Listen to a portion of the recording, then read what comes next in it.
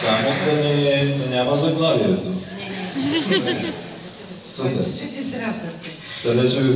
Ще се опитам съвсем късно да ви разкажа нещо. Живях много дълги години в Германия. Първо немците признаха, че Варна е най-стария град в Европа, което за мен е чудо, че те го признаха. Признаха, че Орфей е българин и признаха, и че признаха, че българските пословици са най-добрите в света. Това беше чудо за мен. Второто, което исках да ви попитам. Аз питах преди 2 години, в нашата община имаше лекции, има всяка година, доцент Мавров.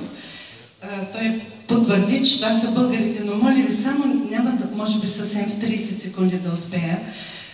Може би не го знаете, исках това да ви питам. Преди 10 години по немската телевизия слушах един английски археолог, който разказваше за намерени 3 мумии в Китай. Чували ли сте? За много мумии се чува. Мъж, жена и кон. С една се разведах 92, жена беше. Около тези мумии е имало много красиви златни предмети, което имам го и филма. Най-стария руски археолог беше много щастлив, че е намерил 70 кг най-красивите златни предмети в Афганистан. И по чудо не са били откраднати. Те са български на Бактрите. Да, това е истина. Това е истина. Той тогава каза, преди повече от 10 години го чух това, имам го на немски, на всеки мога да го дам да го види. Той каза, че не знаят все още кои са Бактрите. Но за тези мумии проследили са пътя им тръгнали са хората от Персия, отишли са до Индия, дошли са в нашите земи и от тук са отишли в Китай. После става обратно. После става обратно. Да. И аз попитах доцент Мавров дали това са българите, защото за мен беше ясно, понеже освен златните предмети около тези мумии, които казаха, че съвършени такива мумии няма в Египет. Извинявайте. Финално? Да, той каза, че са българи, защото имало и много инструменти. Анета. Анета. Можете ли да си представите? Значи ние отидем до Китай и да ни го завладеем.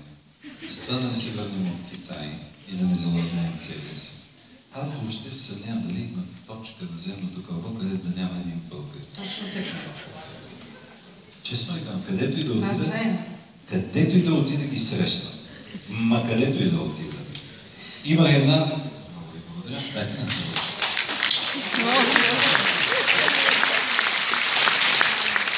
Имах една много интересна случка, която се случи в Сикстинската капела. Там за много тихо, всичко трябва да е страшна тишина. И влизаме с колеги и чувам звучен младежки глас. Майко, Стойчкере!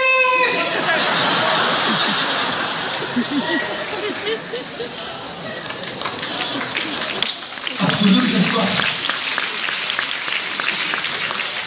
Варна, сърдечно ви благодаря за това топло посрещане. За мен беше истинско удоволствие да бъда заедно с вас. Ще ви помоля от сърце да отнесете вкъщи най-топли спомени. Сърдечно ви благодаря. После това също